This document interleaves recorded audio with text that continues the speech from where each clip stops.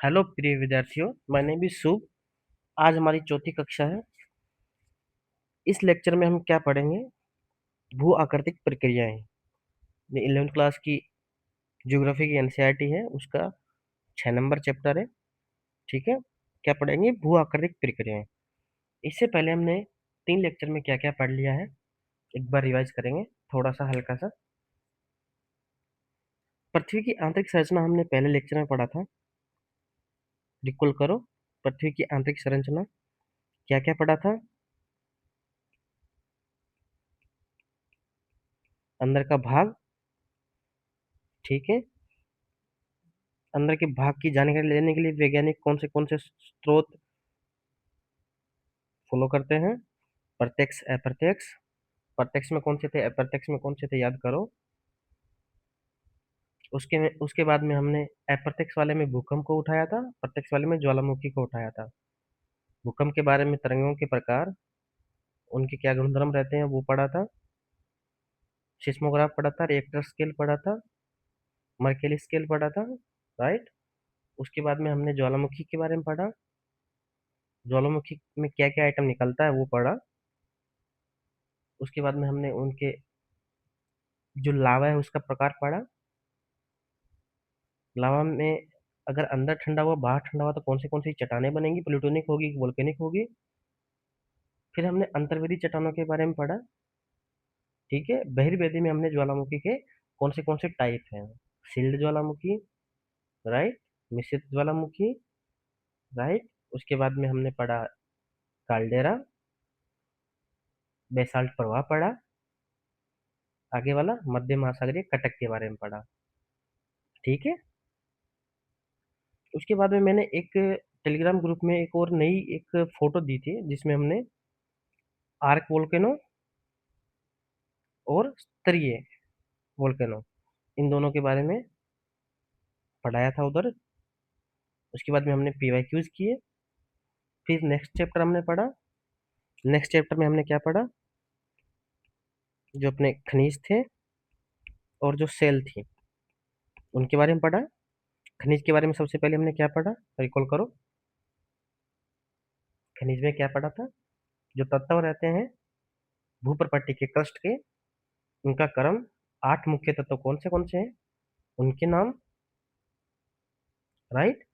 उसके बाद में हमने क्या पढ़ा था कि ये तो भूप्रपट्टी के तत्व हैं, लेकिन जो पृथ्वी के पूरी पृथ्वी में पाए जाने वाले जो तत्व है उनका क्रम क्या था? आयरन, याद आ रहा है? आगे वाले दो बताओ कमेंट बॉक्स में कौन से थे। हाँ। उसके बाद में हमने क्या पढ़ा था? खनिज। खनिज की प्रॉपर्टी क्या रहती है, संगठन उसका निश्चित रहता है क्या निश्चित रहता है। खनिज एक तत्व वाला हो सकता है कि नहीं हो सकता है। ठीक है। एक तत्व वाला हो सकता है तो किस किस के एक तत्व वाले खनिज मिल सकते हैं। राइट। फिर हमने पढ़ा कि छह, मतलब ऐसे तो 20-22 हजार हैं खनिज, लेकिन जो 6 मेन है, एफ क्यू पामो, ट्रिक याद आई, फेल्सपार, क्वार्ट्ज, याद आ रहा है? ये जो दो थे ये नॉर्मली पाए जाने वाले थे, जिसमें यही इन्हीं का एफ क्यू पामो का यही क्रम है। ये पढ़ा था। इसी बीच में हमने पढ़ा था कि कठोरता जो रहती है, ठीक है, कठोरता का क्रम पढ़ा था। याद आ रहा है? केला, जीव, फल, एप्पल, फल, ये पढ़ा था। फेल क्यों टॉप आरडी, राइट। अच्छा, एफ क्यू पामो, जो 6 खनिज समूह है मुख्य वाले, उनकी विशेषता पढ़ी थी, उनके उपयोग पढ़े थे, उनमें कौन से कंटेंट पाए जाएंगे, मुख्य संगठन कौन से तत्वों का रहेगा। राइट। ये चीजें हमने पढ़ ली थी। अच्छा। इसके बाद में उनके यूज पढ़ लिए थे, और कितने कितने परसेंट पाए जाते हैं मात्रा में, वो पढ़ लिया था। खनिज के प्रकार पढ़ लिए थे हमने, उनको जैसे बहुमूल्य खनिज कौन से होते हैं, लोहो वाली कौन से होते हैं, अलोहिक कौन से होते हैं, उनके बारे में पढ़ लिया था। याद आ रहा है? रिकॉल करो, रिकॉल करो। उसके बाद में खनिज खत्म हो गया, सेल पे आ गए थे। सेल में हमने 3 टाइप की सेल पढ़ी। कौन सी? आग्नेय, ओके। फिर अवसादी, अवसादी में लिथिफिकेशन, शीली भवन। उसके बाद में कायांतरित, ठीक है। अच्छा, आग्नेय में हम उस लास्ट में हमने शेल चक्र पढ़ा था। आग्नेय में आ जाए तो आग्नेय में हमने क्या पढ़ा था कि कण बड़े किसके रहेंगे, छोटे किसके रहेंगे। लावा जल्दी ठंडा हो रहा है कि धीरे धीरे ठंडा हो रहा है, उस पर डिपेंड करता है, राइट। उसके बाद में हमने ये पढ़ा था आग्नेय चट्टानों में प्रकार।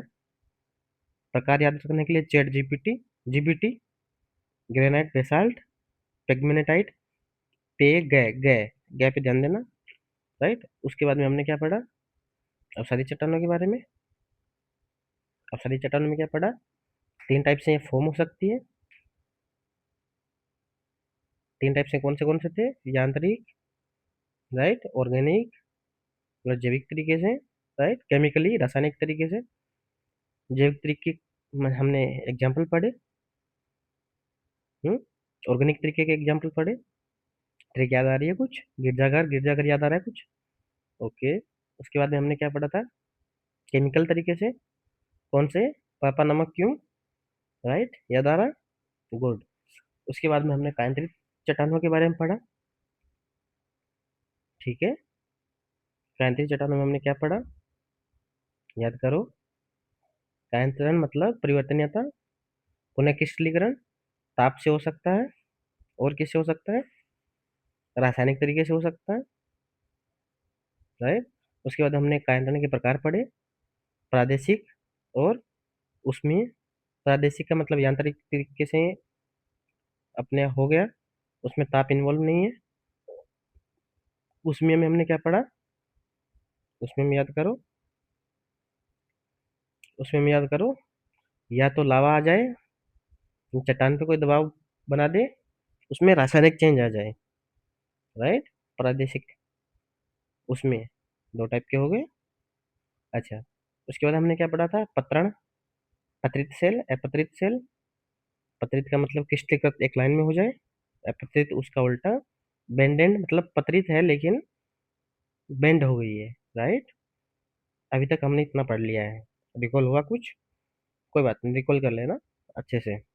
चलो अभी हम आते हैं चैप्टर नंबर 6 भूआकृतिक प्रक्रियाओं पे, राइट। उसका आज हम पहला पार्ट करेंगे, तो चलो शुरू करते हैं। चलो तो चैप्टर पे आ जाते हैं हम, भूआकृतिक प्रक्रियाएं। ये चैप्टर क्या समझाना चाहता है तुम्हें, ये चैप्टर क्या समझाना चाहता है वो समझो। एक बात बोल रहा, भूआकृतिक प्रक्रियाएं मतलब,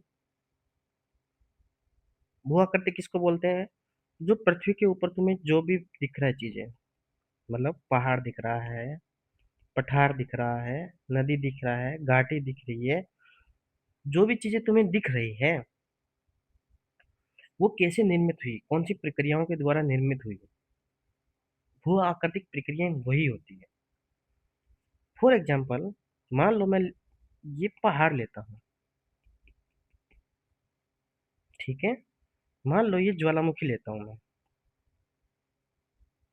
ठीक है। ये कैसे बना,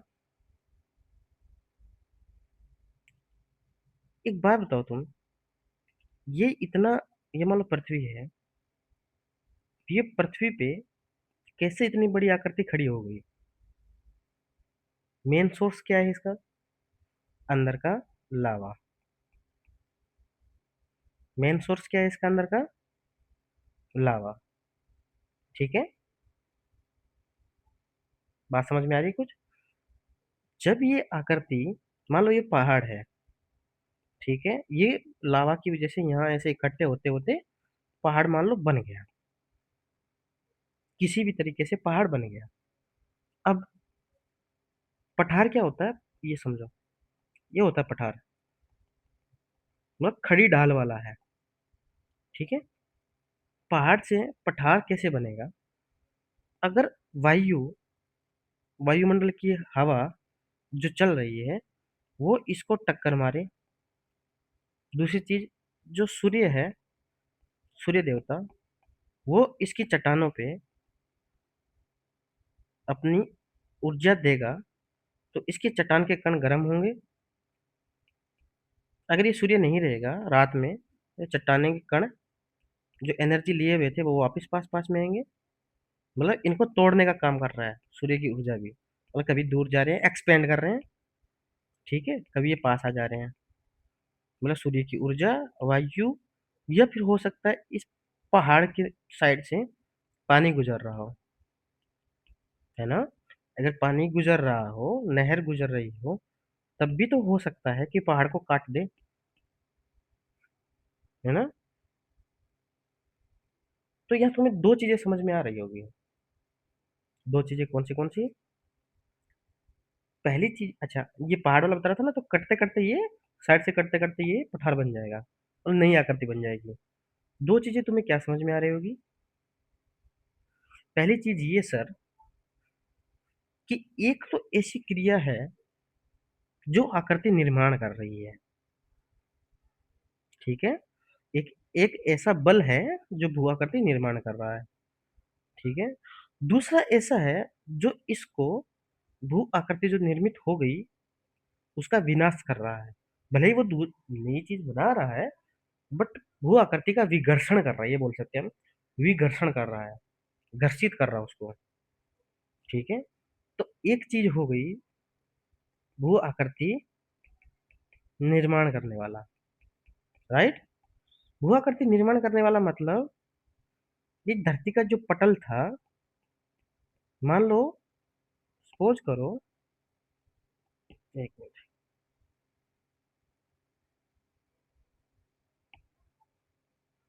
ये धरती है, इसके ऊपर मान लो ऐसी ही थी, मान लो, ठीक है।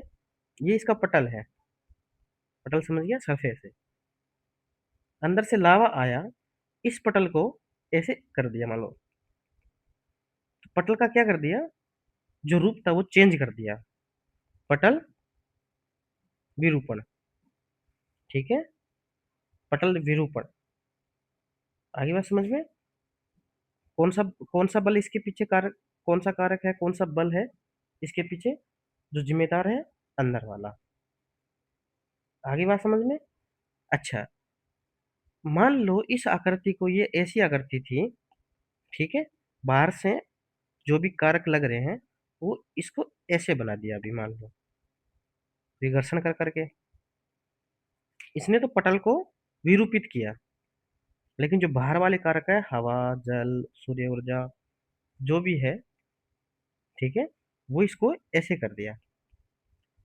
कोई भी चट्टान ऐसे थी, ठीक है, उसको इधर से काट दिया, मान लो, ठीक है, तो इसको क्या कहेंगे, अनाच्छादन, हिंदी में डिन्यूडेशन, इंग्लिश में नंगा कर दिया इसको,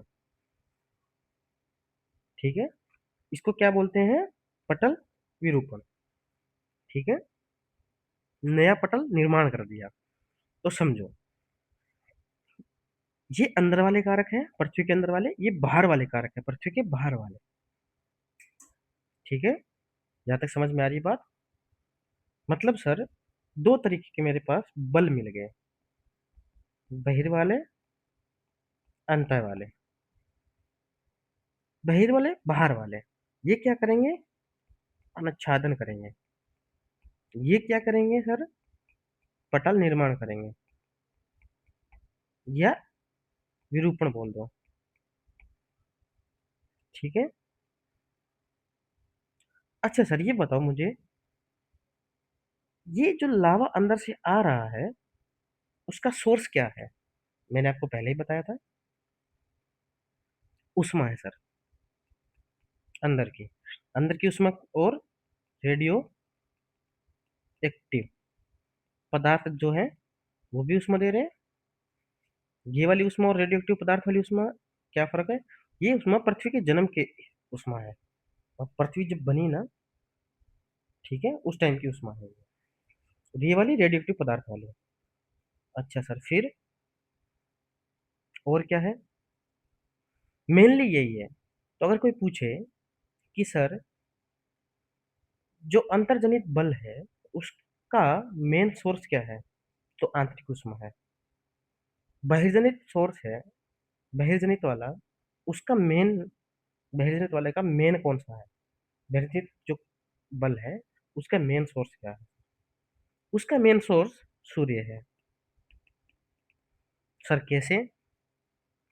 सूर्य मान लो अगर अपनी एनर्जी देगा, वायुमंडल में तापमान, वायु गर्म होगी, जहां सूर्य अपनी ऊर्जा नहीं देगा वहां ठंडी होगी।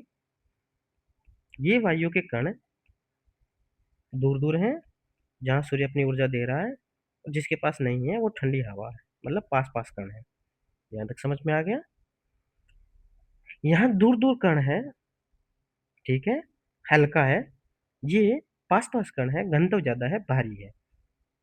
तो ये बताओ दाब किसका ज्यादा होगा, इसका कि इसका? जो दूर दूर कण है, हल्का है, उसका दाब, और इसका दाब ज्यादा होगा, इसका दाब कम होगा। अच्छा, एक चीज हमेशा ध्यान रखना, ज्योग्राफी में सबसे इंपॉर्टेंट चीज जो हमेशा रहेगी, जो शाश्वत रहेगी, वो है प्रवणता। प्रवणता किसको बोलते हैं वो समझो। प्रवणता का मतलब ये होता है, दो सिरे हैं, एक इधर वाला एक इधर वाला। ये मान लो संख्या में बड़ा है, चाहे इसके पास में दाब ज्यादा है, दाब ज्यादा है, कुछ भी है मान लो, ठीक है। प्रवणता का मतलब ये होता है कि अगर दो सिरे हैं, दो एंड है, उनके बीच में डिफरेंस है। मतलब जैसे यहाँ एग्जांपल देखो, दाब का डिफरेंस है,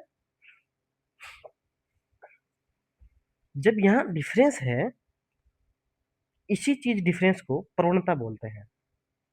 सर काम कैसे आएगी? काम ऐसे कि अगर ये एक निकाय में है तो ज्यादा प्रवणता जहां भी रहेगी, ठीक है, मतलब ज्यादा दाब जहां भी रहेगा, वहां से चीजें कम दाब की तरफ ट्रेवल करेगी। ये कॉन्सेप्ट आगे भी जाके देखना हर चीज में जुड़ जाएगा। प्रवणता वाला चीज तुम ध्यान रखना, जहां ज्यादा जहां कम, तो ज्यादा से कम की तरफ, ज्यादा से कम की तरफ। तो यहाँ समझो, दाब जहां ज्यादा है वहां से कम की तरफ, ठीक है। तो हवा बहेगी, मतलब हवा एक इधर थी, एक नंबर, ये हवा थी 2 नंबर। तो जब दोनों में डिफरेंस आ गया, अंतर आ गया, तभी तो बहेगी। अगर अंतर नहीं आता तो नहीं बहती।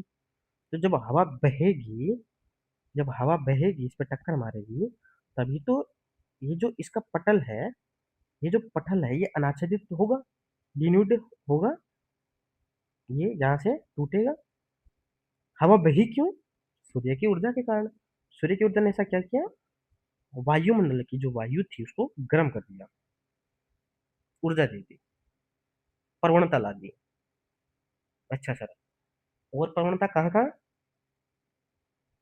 देखो, मान लो ये ढाल है ऐसी, ठीक है,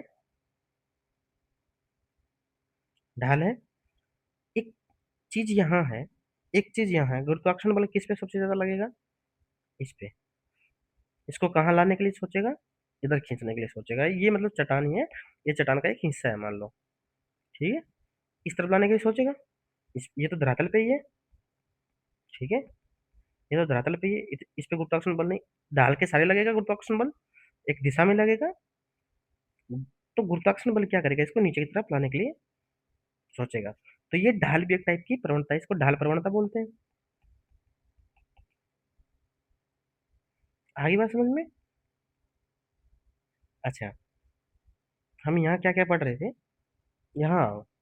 मैं अंतः वाला बल पढ़ा रहा था, बहिर वाला बल पढ़ा रहा था। अंतः वाले में उष्मा, बहिर वाले में कौन से आ जाएंगे? देखो हवा सब आ जाएगा, सूर्य ऊर्जा, ठीक है, उसके बाद में हिम, वर्षा, ए टू जेड चीजें बाहर जो हमें दिख रही है वो आ जाएगी। अंतः वाले में उष्मा आ जाएगी। अच्छा सर, अंतः वाले बल हैं, उनको कोई सपोर्ट करने वाला बल भी है? बिल्कुल है सर। सपोर्ट करने वाला मतलब कारक, डायरेक्ट नहीं है, डायरेक्ट तो सिर्फ उष्मा ही है, लेकिन और कौन से हैं? घूर्णन। सर घूर्णन कैसे हो गया? घूर्णन, पृथ्वी का घूर्णन, इससे कैसे चट्टाने निकल जाएगी बाहर, पटल विरूपण हो जाएगा, है कैसे? समझ में नहीं आ रहा कुछ। देखो भाई क्या है, ये पृथ्वी है, राइट, ये घूम रही है, अपनी धुरी पे भी घूम रही है, तुमने पढ़ा होगा। ये जब घूम रही है, आगे भी एक कॉन्सेप्ट आएगा, उसको और अच्छे से घूर्णन वाले को तुम्हें बाद में भी समझ में आएगा, अभी हल्का सा समझ लो। जब ये घूमती है ना पृथ्वी अपनी अक्ष पे, तो एक बल लगता है, कोरियोलिस बल, ठीक है। कोरियोलिस बल क्या करता है, जो बाहर की हवा है, कोरियोलिस बल जो बाहर की हवा है उसको डाइवर्ट करने का काम करता है। मान लो कोई कोई चक्री घूम रही है ना? मान लो चक्री तुम्हारी घूम रही है, उसके पास पास की हवा भी तो उसी तरीके से डाइवर्ट होगी ना। कोरियोलिस बल भी वैसे आगे जाके भी काम आएगा। नॉर्थ डायरेक्शन साउथ डायरेक्शन में हवा को ये टेढ़ा मेढ़ा कर देता है। वो आगे जाके समझेंगे राइट साइड होगा कि लेफ्ट साइड होगा। समझ में आ गया? घूर्णन क्या करता है? कोरियोलिस बल पैदा करता है। कोरियोलिस बल क्या करता है? बाहर की हवा। तो फिर ये तो बाहर वाले में बाह्य कारक में आना चाहिए था। आप इसको आंतरिक वाले में कैसे बढ़ा रहे हो? आंतरिक मतलब घूर्णन पृथ्वी की अंदर से जुड़ा हुआ है, मतलब पूरी पृथ्वी से जुड़ा हुआ है, बाह्य वायुमंडल से नहीं जुड़ा हुआ है, इसलिए घूर्णन आंतरिक में रखा गया है। अच्छा सर, ये समझ में आ गया घूर्णन। एक और है, कौन सा है? ज्वारीय घर्षण। ये सर दो बहुत इंपॉर्टेंट है। ये लोगों को समझ में नहीं आ रही है कि घूर्णन ज्वारीय घर्षण ये सब आंतरिक कैसे जुड़े हुए हैं। अंतः वाले बल हैं कि बाह्य वाले बल हैं? ज्वारीय घर्षण क्या है ये समझो तुम। मान लो ये मून है, राइट? ये अर्थ है। अर्थ में पानी रहता है, महासागर है, बहुत बड़ा पानी है। होता क्या है, ये जो मून, इस ये जो पानी है, यूँ समझो कोई कटोरा है उसमें पानी भरा हुआ है। ये पृथ्वी है, उसमें एक साइड में पानी भरा हुआ है। तो ये क्या करता है, इस पानी पे बल लगाता है, अपनी तरफ खींचता है। ठीक है? अब देखो, ये पृथ्वी है, ये पानी ऐसे हो जाएगा, मान लो खींचा थोड़ा सा, ऐसे ऐसे नहीं कि महासागर के पानी को पूरा खींच के बाहर अंतरिक्ष में फेंक दिया, नहीं, रहेगा वहीं, लेकिन ये थोड़ा इसको उबार आ जाएगा अपनी तरफ, ऐसे। ठीक है? ये मून है। जब भी अपनी तरफ खींच रहा है, पृथ्वी भी अपने अक्ष पे घूम रही है, ये मून इस पानी को खींच रहा है, पानी जुड़ा है इस अर्थ से।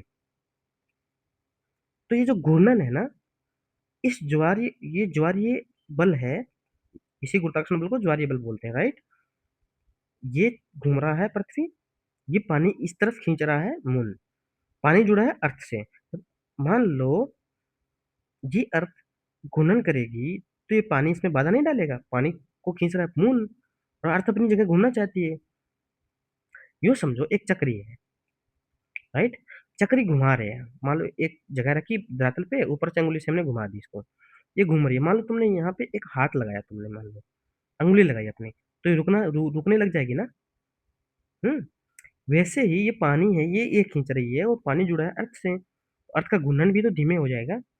ये कॉन्सेप्ट बहुत सारे लोगों को पता ही नहीं है भाई। ये जब इसका घूर्णन पे इफेक्ट पड़ेगा, इस ज्वारीय बल की वजह से, इसको टाइड बोलते हैं।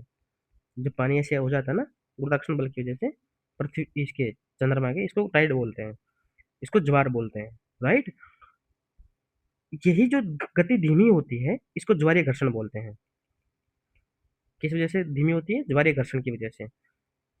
यहाँ समझ में आ गया? अब गति धीमी होगी तो कोरियोलिस बल पे इफेक्ट पड़ेगा। तो डायरेक्ट, अब ये समझो, अंतः से जुड़ा है, ये समझ गए तुम? ज्वारीय घर्षण आंतरिक बल के लिए सहायक तो नहीं है, लेकिन उल्टा है इसका, लेकिन इसको रखना तो आंतरिक में पड़ेगा। यहाँ तक समझ में आ गई? अंतः वाला समझ में आ गया पूरा? ये बताओ तुम मुझे, अंतः वाले में क्या क्या चीजें आ जाएगी? पटल विरूपण में कौन सी चीजें आ जाएगी? चीजें मतलब सर हमने कारक तो पढ़ लिया। हाँ, कारक तो तुमने पढ़ लिया, लेकिन जो स्थलाकृति बना रहे हैं ना, वो कौन से आइटम है?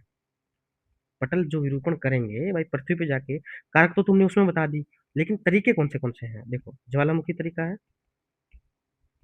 भूकंप तरीका है। सर भूकंप कैसे? ये अंदर से निकल रहा है, हो सकता है डिस्ट्रॉय कर दे। ठीक है? हाँ, भूकंप डिस्ट्रॉय करेगा, ये बात नहीं है डिस्ट्रॉय नहीं करेगा, लेकिन निकल तो अंदर से रहा है। भूकंप हो गई, ज्वालामुखी हो गई। आगे बात समझ में? यहाँ देखो तुम,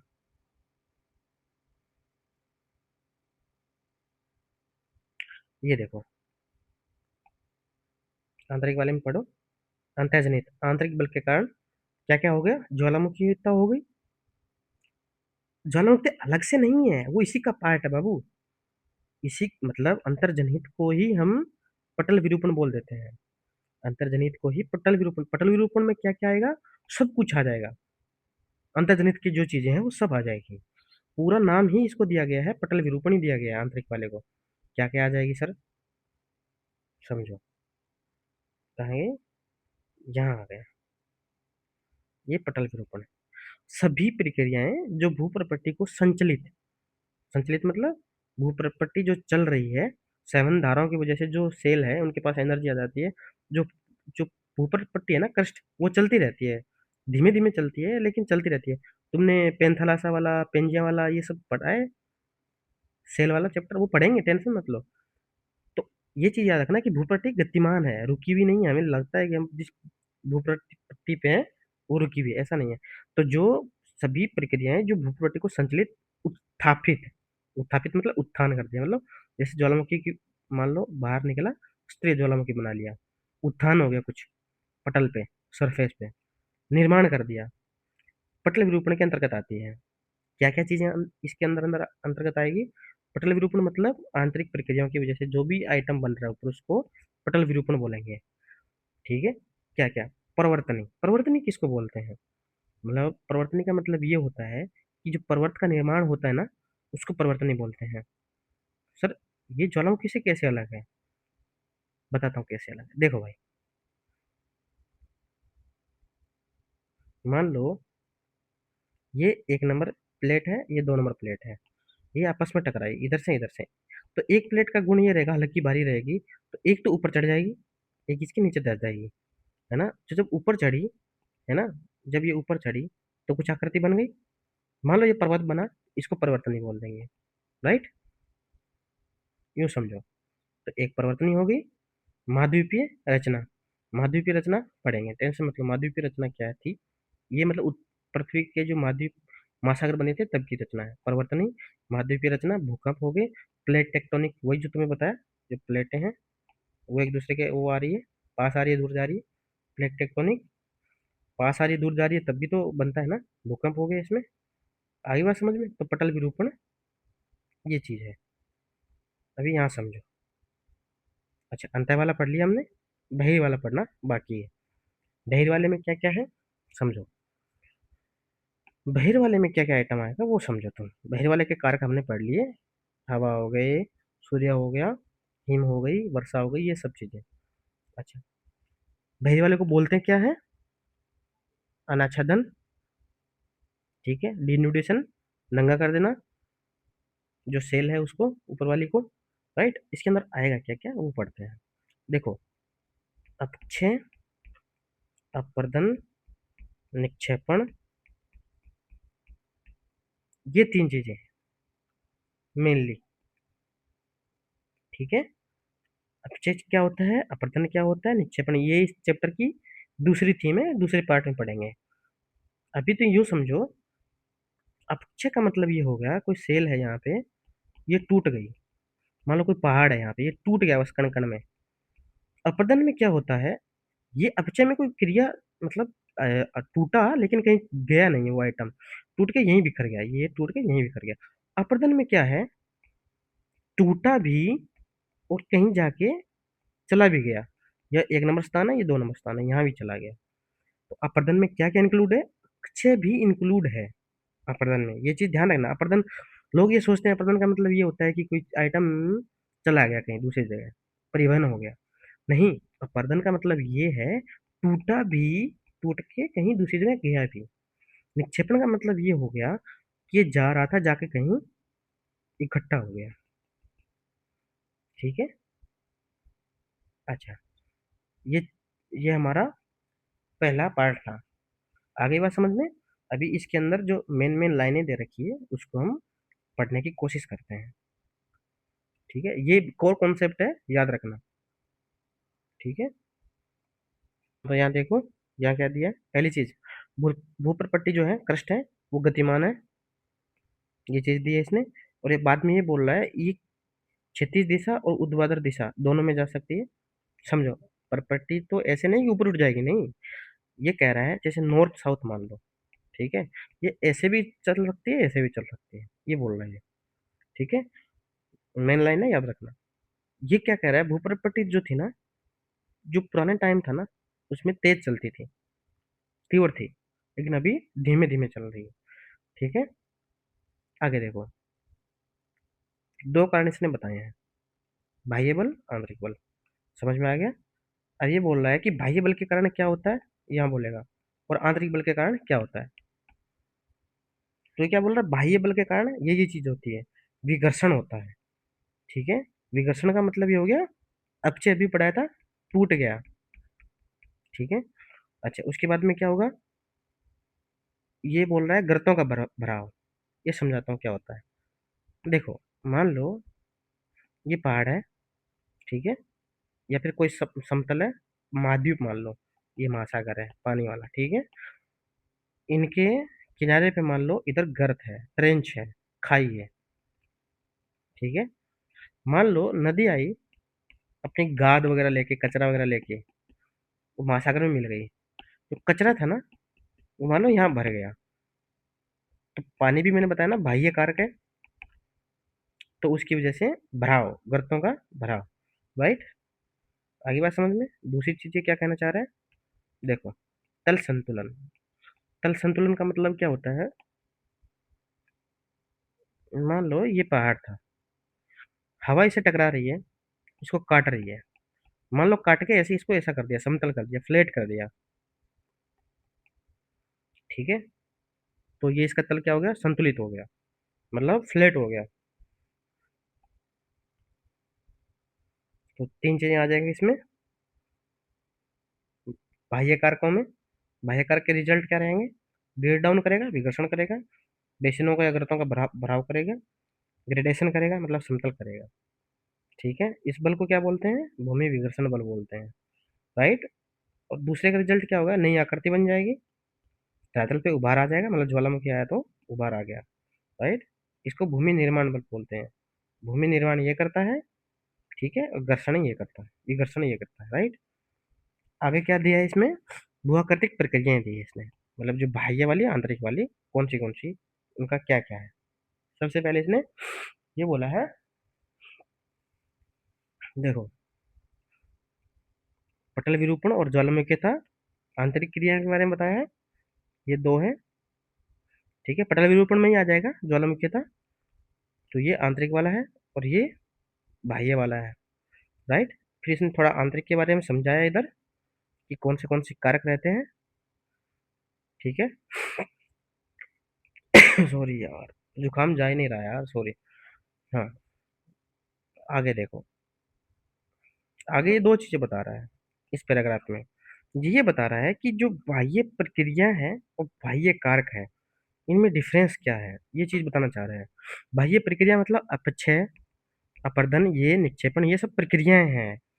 इन प्रक्रियाओं की वजह से जो तुम्हारा तल संतुलन हो रहा है, ये सब कुछ हो रहा है।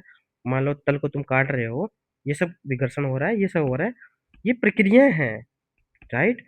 कारक मतलब ये प्रक्रिया करने वाला कारक, अगर अपचय कर रहा है तो वो हीट कर रही है, वो सूर्य की हीट कर रही है, तो कारक वो हो गया, वायु आ रही है, हवा आ रही है, तो हवा कारक हो गया, समझ गए। हम्म। अब आगे क्या बोल रहा है, जो बाह्य कारक में इसने बताया है, गुरुत्वाकर्षण का क्या प्रभाव है। कुछ कारक ऐसे रहते हैं जो सहायक रहते हैं, राइट, कुछ मेन कारक रहते हैं। सहायक कारक क्या बोल रहा है, गुरुत्वाकर्षण के बारे में बोल रहा है। अब देखो, क्या होता है गुरुत्वाकर्षण की वजह से, मान लो ये पर्वत है, यहाँ कोई पर्वत का ही हिस्सा है, मान लो ये चट्टान है।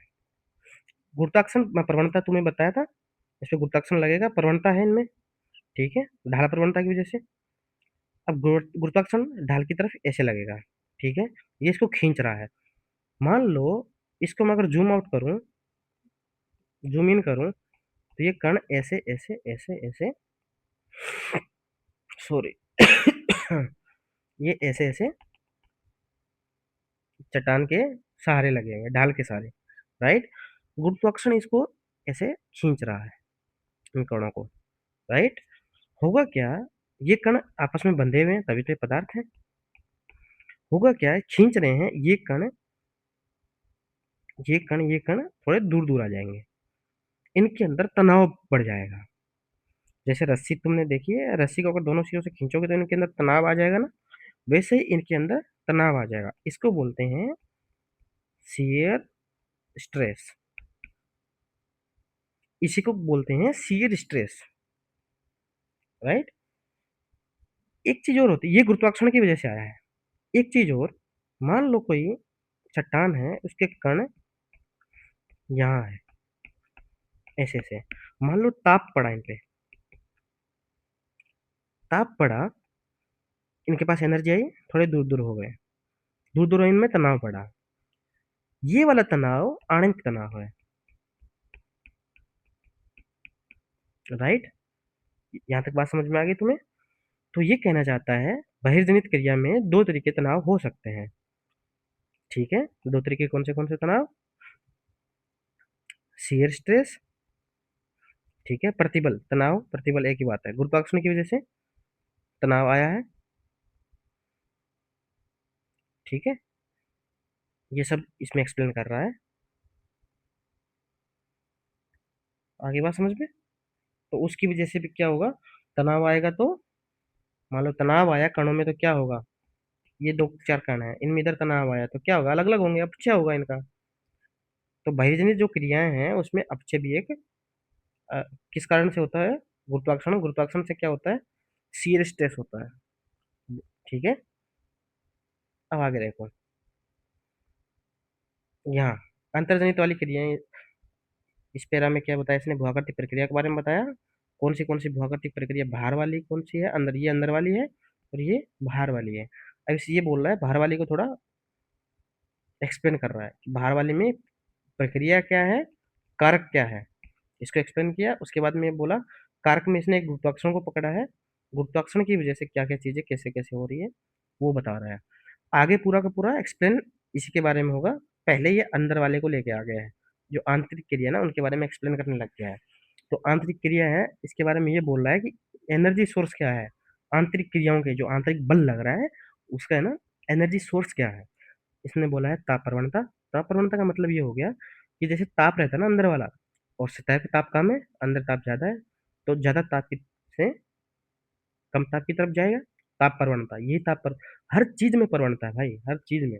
यूँ समझो प्रवणता की वजह से ही सारी चीजें एक तरफ से दूसरी तरफ जा रही है। ताप प्रवणता, रेडियो एक्टिव, घूर्णन समझाया था, ज्वारीय घर्षण समझाया था। ये ऊष्मा कौन सी है, पृथ्वी जब, हाँ, मेन कारक ऊष्मा ही है। और ऊष्मा कौन सी, जब पृथ्वी का जन्म हुआ उसी के टाइम की ऊष्मा, राइट। अब इसे में पटल विरूपण, जो आंतरिक क्रिया को ही पटल विरूपण बोल देते हैं। पटल विरूपण में वो सारी चीजें आती है, ये तुम्हें समझा दिया था मैंने, ये चीजें भी समझा दी, राइट। ज्वालामुखीता क्या होती है, आंतरिक बल का ही एक परिणाम है। ज्वालामुखीता का मतलब ये होता है कि जो ज्वालामुखी वगैरह निकल रहे हैं, जो सारी प्रक्रिया हो रही है उसी को ज्वालामुखीता बोल देते हैं, ठीक है। अब ये पहले एक्सप्लेन कर दिया अंदर वाले को, अब बाह्य वाले को एक्सप्लेन कर रहा है। बाह्य वाले में मुख्य कारक क्या है, मुख्य कारक बोल रहा है प्रवणता ही है मुख्य कारक। प्रवणता कौन से टाइप की प्रवणता है, किस किस वजह से? तो पहले ही गुरुत्वाकर्षण बल को उठाता है जो अभी समझाया। उसके बाद में ये बोल रहा है कि ये स्ट्रेस आता है उनमें, ठोस पदार्थों में, ये पुश एंड पुल के रूप में आता है, ठीक है। विकृति पैदा हो जाती है, पदार्थों को तोड़ देता है, विकृति पैदा होगी, पदार्थ टूट जाएंगे, ठीक है। अब पदार्थ टूटेंगे तो दो तरीके से हो सकता है पदार्थ टूट सकते हैं, या तो ये स्लिप कर जाएं, आगे पढ़ाऊंगा टेंशन मत लो, या ये एंगुलर डिस्प्लेसमेंट हो जाए इनका, राइट। दो तरीके के स्ट्रेस पढ़ाए थे, एक शियर स्ट्रेस गुरुत्वाकर्षण की वजह से, एक आणविक प्रतिबल, ठीक है, आणविक प्रतिबल। ये भी स्ट्रेस एक टाइप का, लेकिन ये आणविक तरीके से आया है। अच्छा, एक दो स्ट्रेस पढ़ा दिए, तीसरा टाइप क्या है, रासायनिक क्रिया। इसके बारे में भी सेकंड पार्ट में अच्छे से एक्सप्लेन करेंगे। अभी यूँ समझ लो कि रासायनिक प्रक्रिया की वजह से भी कणों के कणों के बीच जो बंधन है वो ढीला हो सकता है। देखो यूँ समझो तुम, तीन तरीके हैं, एक दो तीन। पहला तरीका गुरुत्वाकर्षण की वजह से ढाल के सहारे स्ट्रेस आया, तो कण खींच गए, नीचे आ गए। दूसरा यूँ समझो तुम, ताप की वजह से, मान लो ये ढाल पे ही ताप की वजह से ये जो कणों के बीच में ढीलापन आ गया। तीसरा यूँ समझो कोई रासायनिक क्रिया हुई कणों के बीच में, और उनकी वजह से इनका बंधन ढीला हो गया और फिर ये अपचित हो गए, टूट गई। ये तो तीन तरीके हैं। आगे देखो, उसके बाद में यहाँ मेन मेन चीज लिखी है यहाँ पे कि जो बाह्य प्रक्रिया है, बाह्य जो हो रहा है जो चीजें, उनको नियंत्रित कौन कर सकता है? नियंत्रित मतलब, नियंत्रण का मतलब नियंत्रण का मतलब ये है सर, जो अपचय है, अपर्दन है, ये अलग अलग जगह पे, ये अलग अलग दर से होंगे, ये डिसाइड कौन करेगा? तो दो चीजें बताई इसने, ताप या फिर वर्षा। सर ताप और वर्षा कैसे सर, समझे नहीं? मान लो कोई ऐसी जगह है जहाँ ताप कम है, तो वहां जो ताप की वजह से, सूर्य ताप की वजह से जो अणु में प्रतिबल था, वो उस तरीके से नहीं लगेगा। वर्षा सर, ये वर्षा वाला ज्यादा इफेक्ट कहाँ करेगा? रासायनिक टाइप की। मैं पढ़ाऊंगा आगे, टेंशन मत लो, अभी ये याद रखो, ताप और वर्षा। आगे समझ में? यहाँ क्या लिखा है, मेन चीज यहाँ भी लिखी है, मैंने तुम्हें पता है ना, जो स्ट्रेस आता है ना, ये सबका मूल कारण है, ये बोल रहा है। सर अपचे का तो मूल कारण मैं समझ गया कि स्ट्रेस आया तो टूट गए, इनके कैसे? मान लो अपचे नहीं होगा, अगर स्ट्रेस नहीं होगा, तो भाई तुम अपर्दन भी तो नहीं कर पाओगे, मतलब वहां से तोड़ के कहीं ले भी तो नहीं जा पाओगे, अगर स्ट्रेस पैदा ही नहीं होगा कणों में। निक्षेपण के कब होगा? निक्षेपण तभी तो होगा जब तुम चीजों का अपर्दन कर पाओगे। अच्छा ये क्या है, वृक्षरण संचलन क्या है? ये ऐसी चीज है कि बहुत सारा चट्टान, अपर्दन में तो कितना भी हो सकता है, कम ज्यादा, बहुत बड़ा मलबा मान लो, चट्टान मान लो, कुछ भी मान लो, जब ये संचलन करते हैं ना, एक जगह से दूसरी जगह जाते हैं, उसको बोलते हैं वृक्षरण संचलन। ठीक है, वृत्त मतलब ज्यादा। अच्छे समझ में आ ही है? ठीक है, तो मेन मेन रीजन क्या है इनका? मेन रीजन है प्रतिबल का विकास। और सॉरी, ठीक है, ये यहाँ ये बोलना चाह रहा है अनाच्छादन, इसी को बोलते हैं, ये सारी प्रक्रिया है ना, इनको सामान्य अनाच्छादन बोलते हैं। बाहर वाला जो बल है उसको, जिसकी वजह से प्रक्रिया हो रही है, उसको अनाच्छादन बोलते हैं। अंदर वाले की वजह से क्या बोला था? याद रखना, याद रखना, पटल विरूपण। पटल विरूपण में सब अंदर वाली चीजें आ जाएगी, राइट, बाहर वाले में आ जाएंगी डिन्यूडेशन। लोग क्या करते हैं, गलती कहाँ होती है मैं बता रहा हूँ तुम्हें, लोग सिर्फ आंतरिक और बाह्य याद रख लेते हैं। क्या याद रख लेते हैं? आंतरिक और ये, आंतरिक बल और बाह्य वाले, सिर्फ ये चीजें याद रख लेते हैं। वो अनाच्छादन और पटल विरूपण, ये नाम, ये कीवर्ड है, ये भूल जाते हैं, राइट। तो क्वेश्चन अनाच्छादन और पटल विरूपण के रूप में स्टेटमेंट देता है। क्वेश्चन कैसे देता है? अनाच्छादन की ये कारक हैं, और ठीक है, पटल विरूपण की ये कारक है। लोग भूल ही जाते हैं पटल विरूपण क्या था, अनाच्छादन क्या था, तो तुम ऐसी गलती मत करना। पटल विरूपण का मतलब ये है कि जो अंदर वाली सारी क्रिया है उनको एक वर्ड दे दिया गया है, बाहर वाला है उसको अनाच्छादन एक वर्ड दे दिया गया, राइट। स्ट्रेस इसका मेन कारण है। स्ट्रेस में तीन तरीके के स्ट्रेस हो सकते हैं, एक गुरुत्वाकर्षण की वजह से, दूसरा अणु की खुद की संरचना जब ताप गिरा तो उसकी वजह से, या फिर रासायनिक कुछ चेंज हुए तो उसकी वजह से। ठीक है, अगर मान लो यहाँ ये बोल रहा था नियंत्रण करने वाले कारक ताप और वर्षण है, मान लो ये सारी कंडीशन सेम है हर जगह, सारी कंडीशन क्या, ताप सेम है, वर्षा सेम है, वनस्पति सेम है, हर चीज सेम है वहां पे, तब कैसे डिसाइड होगा? बाह्यजनित प्रक्रियाएं जो है, बहिर्जनित जो प्रक्रिया है, उनको कौन डिसाइड करेगा कि ये धीमी होगी, तेज होगी, कि किस टाइप से होगी? तो उनको डिसाइड करेगा जो सेल है, जो चट्टान है, वो खुद। ये बोल रहा है अगर जलवायु कारक समान होगा तो वैज्ञानिक दुआ करते हो कि कार्यों की गहनता सेलों के प्रकार और संरचना पर निर्भर करती है। मतलब सेल जैसी सब सब चीजें सेम ही है, तो अब सेल डिसाइड करेगी ना कि मैं कैसी हूँ, मैं कमजोर हूँ तो तुम मुझे तोड़ दो, अगर मैं कहीं कठोर हूँ तो मुझे मत तोड़ो। समझ में आ गया? ये चीजें हैं। चलो, तो ये चैप्टर का पहला पार्ट अभी यहीं खत्म होता है। ठीक है, आगे हम क्या करेंगे? आगे हम करेंगे जो बाहर वाली प्रक्रियाएं हैं उनको अच्छे से एक्सप्लेन, अच्छे से पढ़ेंगे उनको। बाहर वाले में अपचय, अपर्दन, ये सब चीजें आ जाएगी, वर्त संचलन आ जाएगा, इनको अच्छे से, बहुत अच्छे तरीके से, गहन तरीके से पढ़ेंगे, राइट। तो आज हमने क्या क्या पढ़ा, वो चीजें तुम एक बार रिकॉल करो।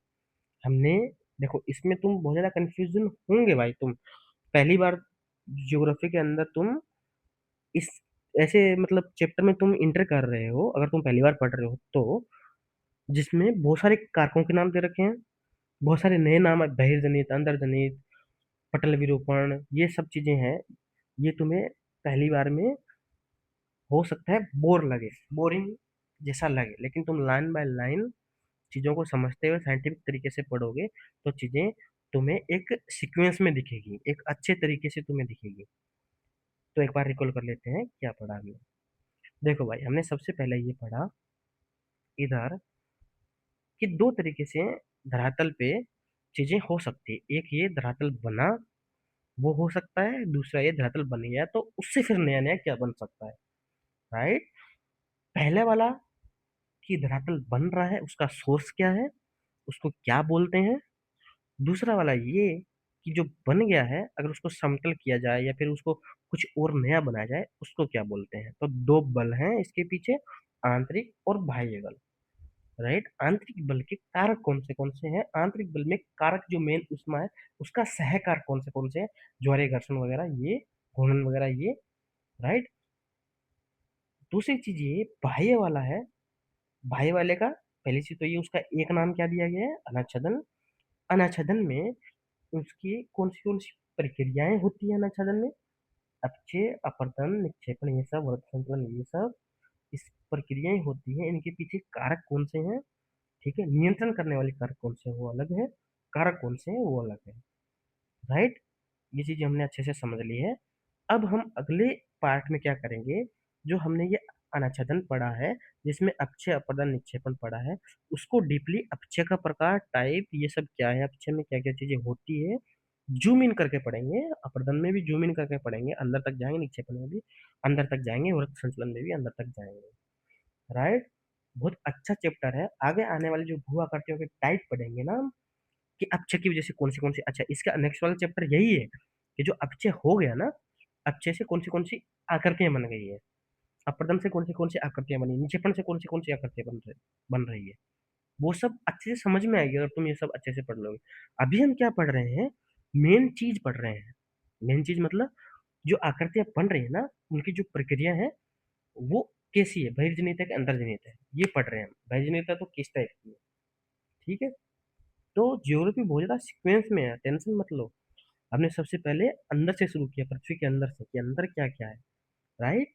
अंदर हमारे पास है तो वो अंदर जब बाहर आ जाएगा तो सेल बनेगा, खनिज वगैरह, ये इनके टाइप हमने पढ़े हैं। कि अच्छा सेल में ये हमने जूम इन करके पढ़ा। उसके बाद हमने ये पढ़ा कि अच्छा यार, सेल वगैरह ये सब तो अंदर से लावा से बाहर बन के आ गया है हमारे पास, बना बना है। अब इसके अंदर कौन सी प्रक्रिया इन्वॉल्व है। जब हम अंदर से प्रक्रिया सब चीजें पढ़ लेंगे, प्रक्रियाओं के बारे में, फिर पढ़ेंगे अच्छा इन प्रक्रियाओं से क्या क्या बन सकता है, पहाड़ पर्वत ये वो। अच्छा, अब जब हम सब चीजें आकृतियां ही पढ़ लेंगे कि आकृतियां पर्वत बन गया, पहाड़ बन गया, क्या बन गया, आकृतियां पढ़ लेंगे, तो उसके बाद में हमारे पास में आएगा वायुमंडल। आकृतियों आकृतियों को कैसे कैसे चीजें इफेक्ट करती है, वो वाली चीजें आ जाएंगी। तो ज्योग्राफी, फिजिकल ज्योग्राफी ऐसे सीक्वेंस में है। टेंशन मतलब सारी चीजें समझ में आएगी तुम्हें। राइट। चलो, मिलते हैं नेक्स्ट पार्ट में। तब तक के लिए जय हिंद।